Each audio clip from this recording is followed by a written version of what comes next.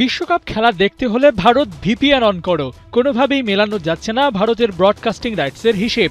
China চুক্তিতে sign করলেও ভারত পারেনি, কারণ যথেষ্ট বাজেট মেলানো যায়নি। মিডিয়া এনগেজমেন্টের হিসেবে গেল বিশ্বকাপে দ্বিতীয় স্থানে ছিল ভারত। জনসংখ্যা বেশি, তাই ওদের ডিমান্ডও বেশি, কিন্তু এবার সেই চাহিদায় যেন পড়েছে ভাটা। কোনো চ্যানেলই এখন পর্যন্ত ফিফার সাথে চুক্তি করতে পারেনি, যার পেছনের কারণ পাবলিক ডিমান্ড কমে যাওয়া। যে দেশটা 4 বছর আগেও দ্বিতীয় সর্বোচ্চ মিডিয়া এনগেজমেন্ট ছিল, তাদের হঠাৎ এই পতনের কারণ কি? ভারতের মিডিয়া অ্যানালিস্ট কারান তৌরানি বলছেন, আইপিএল এর ম্যাসিভ টিআরপির সাথে প্রতিযোগিতা করছে ফিফা বিশ্বকাপ। যারা আইপিএল দেখে তারা বিশ্বকাপ দেখবে না, আর খেলাটা যেহেতু মধ্যরাতে সেহেতু সম্ভাবনা তো আরও কম।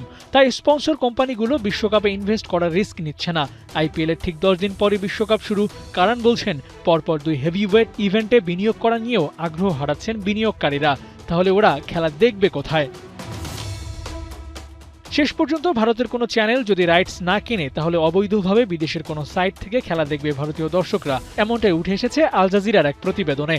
আসলে ফিফার যা বাজেট ডিমান্ড সেটা পূরণ করা কঠিন, তাই চ্যানেলগুলো এগিয়ে এসে হালটা ধরছে না। তাই তো ভারতে FIFA world cup black out হওয়ার সম্ভাবনার কথা বলা হচ্ছে বেশ আগ থেকেই। চায়না তাদের সমস্যার সমাধান করে নিয়েছে, এখন পালা ভারতের। সেই সাথে বাংলাদেশও আছে। খেলা দেখার বৈধ সোর্স কেনার হিসেবটা তারা এখনো মেলাতে পারেনি। বিশ্বকাপের সময় যত এগিয়ে আসছে ততটাই শঙ্কা জাগছে। মেসি, নেইমার, রোনালদোর খেলা দেখা যাবে কোথায়? টিভি কিংবা ওটিটি পর্দায়, নাকি ইনবক্সে আসা ঝুঁকিপূর্ণ কোনো পাইরেটেড ওয়েব লিঙ্কে? আবু নাঈম, ৭১।